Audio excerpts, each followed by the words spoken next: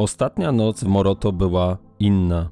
Nie spałem zbyt dobrze. Może przez te słowa policjanta, które brzmiały w mojej głowie jak tykanie zegara. Nie powinieneś się tutaj kręcić bez rządowej ochrony, a my nie jesteśmy w stanie ci jej zapewnić, chłopie. No cóż, zawsze jest miło, kiedy ktoś tak subtelnie przypomni ci, że twoje życie jest tutaj wartą dyskusji opcją. Plan był prosty, złapać pierwszy autobus do Kampali i zniknąć stąd, zanim wschód słońca oświetli tę ziemię.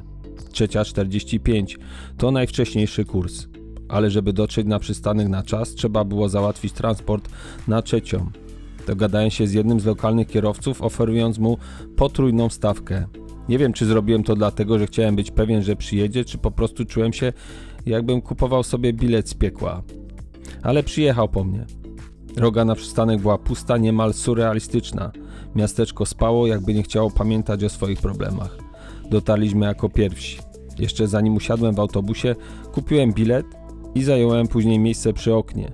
Poczułem, jak napięcie schodzi ze mnie kawałek po kawałku. Kiedy autobus ruszył, pojawiło się coś, czego nie czułem od dawna. Ulga. Znowu udało mi się wyjść cało z miejsca, które mogło być moją ostatnią historią.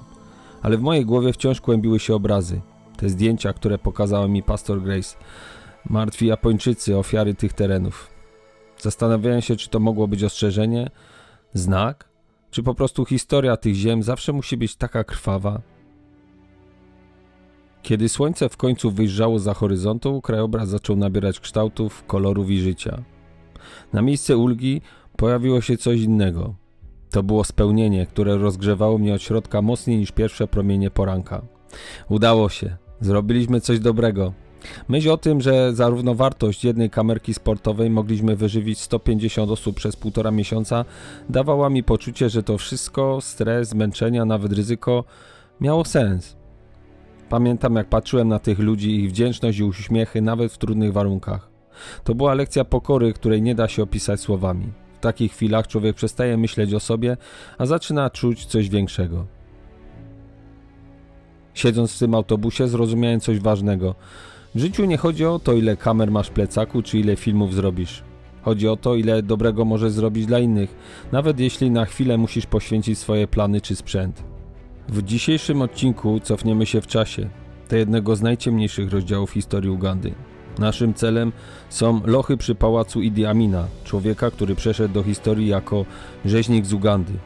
Mówi się, że gdziekolwiek by nie spojrzeć na jego rządy, tam czuć echo krwi i strachu. Every time he's coming up, these are pushed on the sides, and then himself, even there in the middle of the road, it's also opened up. He drove through straight up to the palace house. If any of us right now passed in the middle of this, we are arrested, so we cannot. You cannot go. We cannot go through in the middle. It's only that. Okay. Thank God you told me. Thank No, I'll God. tell you still. I'll tell you, no problem. Dzień dobry moi drodzy, witam serdecznie z powrotem w Kampali, Uganda. Znajdujemy się w Pałacu Króla i w słynnym więzieniu Idi Amina. And this is your name? Timothy. Timothy. Pleased to Yeah. meet you, Timothy. Yeah, nice to meet And you. you're gonna be our guide today. Okay, thank you Okay. so much. I appreciate the chance. I know. No. Yeah. So, lecimy. Uganda Kingdom, and it is the biggest kingdom we have in East Africa and one of the most active kingdoms we still have in Africa. You know, most of the kingdoms, because of the foreign influence and all the cultures and modernization and all that, most of the kingdoms have been losing out at the cultures and everything. But the Uganda Kingdom has been able to preserve the cultures up now, even with a lot of modernity around it. So these are in the background. These are some of the buildings which were constructed alongside with the palace house in the 1920s. And they were supposed to be the offices of clan heads and everyone, like for the administration and everything. But in 1950s, we got a very modernized building, which is actually at the top, just opposite the palace house. And that's where all the work to do with mobilization, administration, offices of clan heads and everyone, that's why it's carried out right now. And apparently these buildings, the soldiers who give security to the king, they're the one who uses them with their families. You know, I don't know if you've heard you've heard about bananas. Banana? Yeah, bananas. So that banana? Yeah. No, but we have beer bananas. Yes. Bananas for food and then bananas for fruits. Uganda was once called a banana republic. It It is because people here consume out of bananas. In our kingdom, So I was Ugandan in my previous life because I love bananas, man. maybe if you try to trace, you may be someone related to Uganda. So according to statistics, every Muganda person from this kingdom consumes 134 kilograms of matoke per year. That is how crazy people love matoke and bananas here. Wow. And where we're sloping right now, we are sloping to the torture chamber of Idi Amin. In 1966, Obote was the president of Uganda, and then together with Idi Amin, who was the army commander, they came and captured the palace here, which belonged to the king. It was taken by the government, and everything to do with traditions in this place, it was destroyed. We had everything connected to the cultures, the houses, the old houses, everything about cultures it was destroyed, and we had now Obote and Idi Amin living within. So Idi Amin was the one who was staying in this place as the army commander by that time. And in 1970s, I don't know if you've heard about that story, that is when Idi Amin took over from his boss, Obote. Obote had stepped out of the country. He had gone to Singapore as a president of a country. And meanwhile, while he was in Singapore, his army commander, Idi Amin here, called him and told him, you know what, never come back to Uganda, because from now onwards, I'm the president. And that was how easily Idi Amin took over from Obote.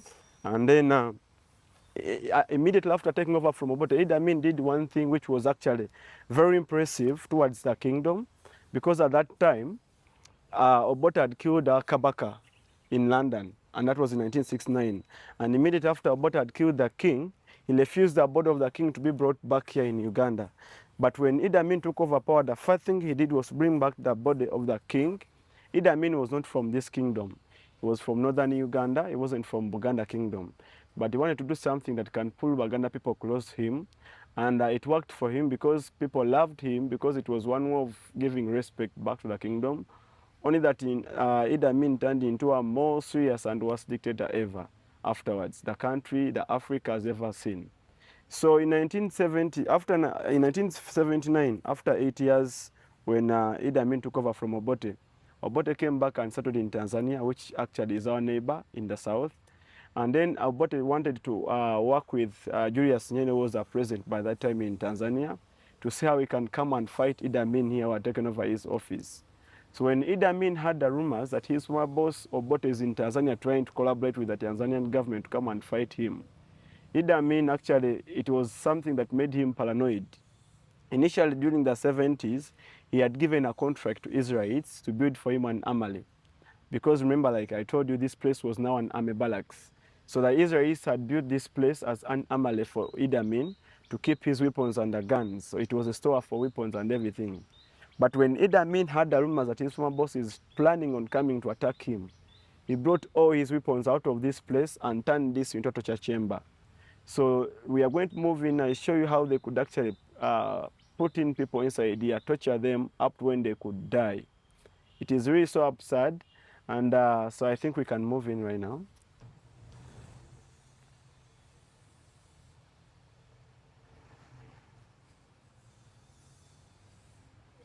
All right.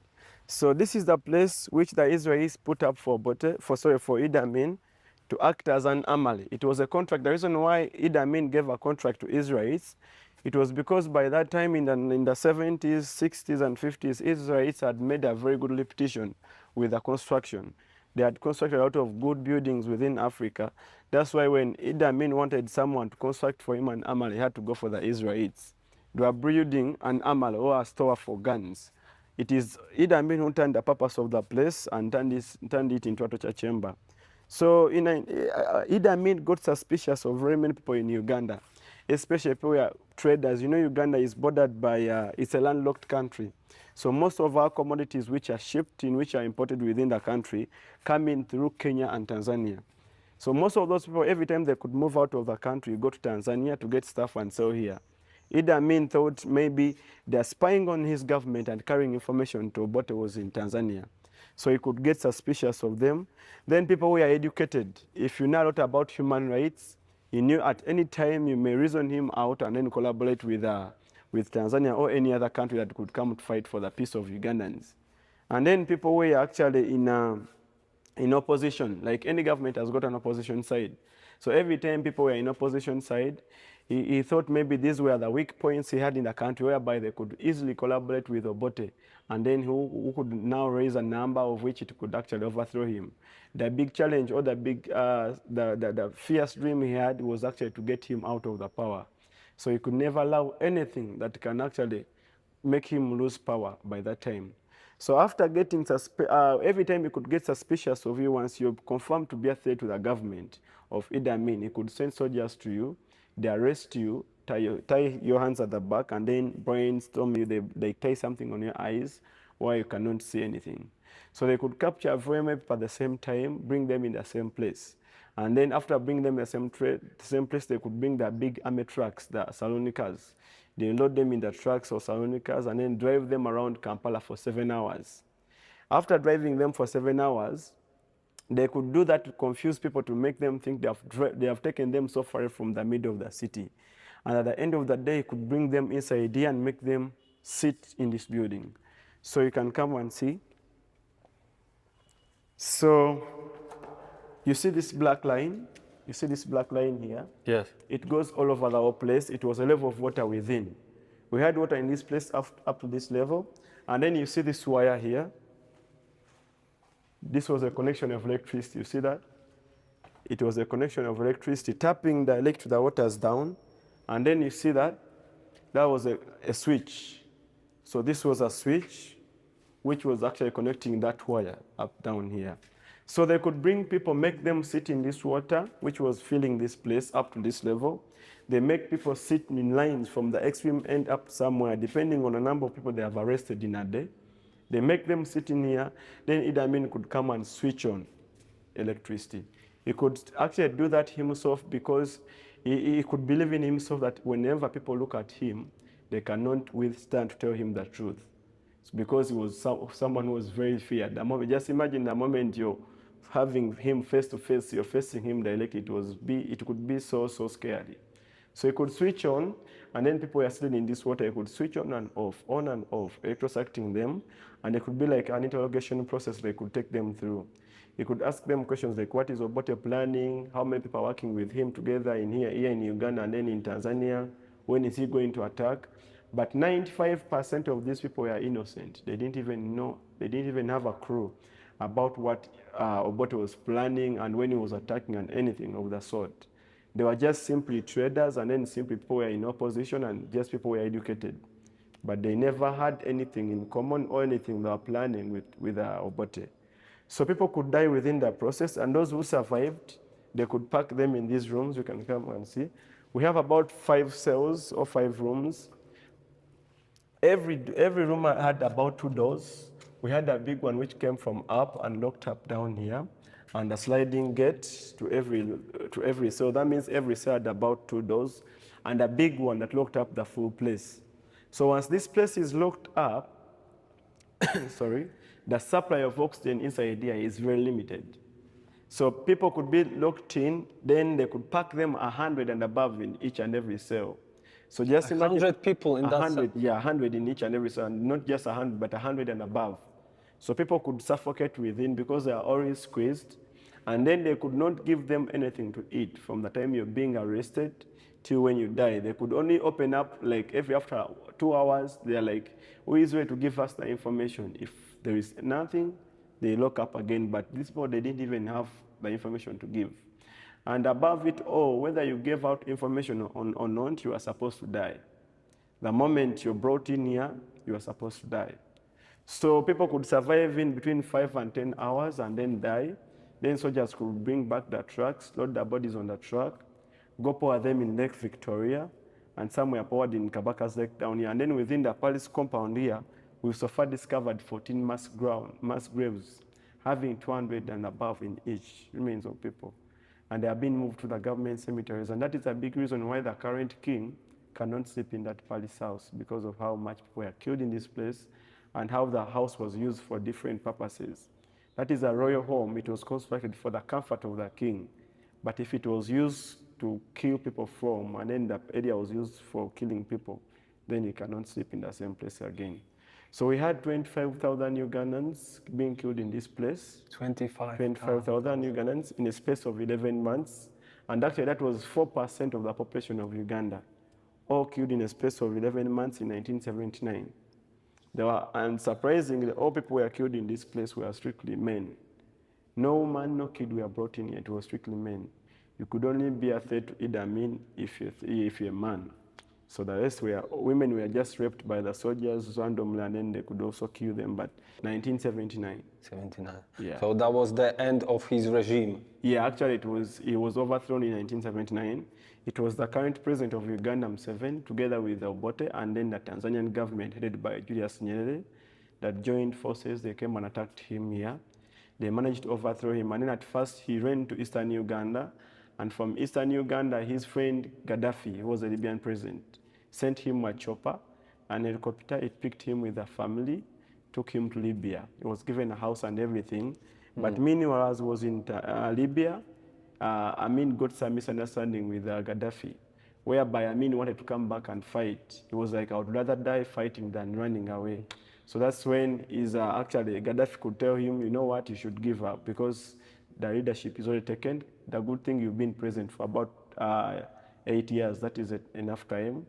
And then they got some more misunderstandings between him and Gaddafi. So Amin moved from Libya to Saudi Arabia, where he was given asylum, and he died in 2003. And he was still buried in a town called Jeddah. It's in Saudi Arabia as well. Yeah, so we can move around. You have to see, we have some marks on the wall. We have got very many families of people who come and who lost their people from here. They come and write on the walls just in remembrance of their brothers and fathers, sisters, grandfathers. Yeah. So we have some marks here on the wall. People are fighting as they are putting them inside. So you see this? We've got some marks on the wall where people are fighting. Okay. We have this, you see that? And then we have got, those are marks, people are struggling as they're pushing them inside. We have got some scratches over the walls, see that? Fingernails. Yeah, fingernails. And we have got some bullet holes as well. So some people are shot by bullets. Even up there we have more.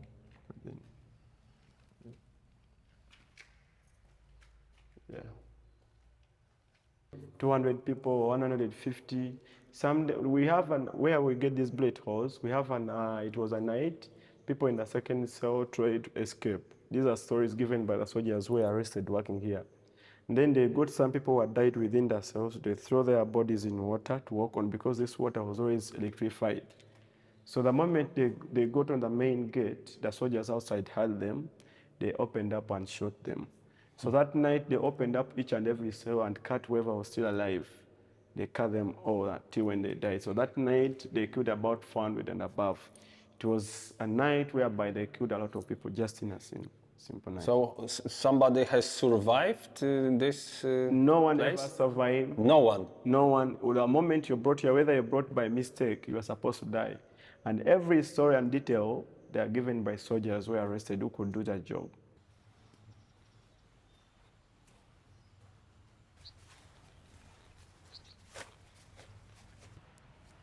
So this is the houses that soldiers live?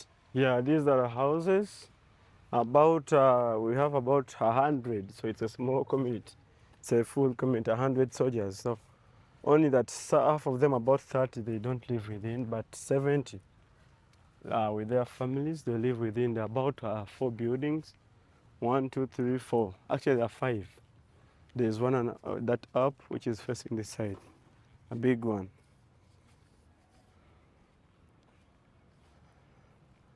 So you can only qualify to stay here if you're a soldier, or you're either a soldier's kid, or a husband, or a wife to a soldier. That's when you can live within.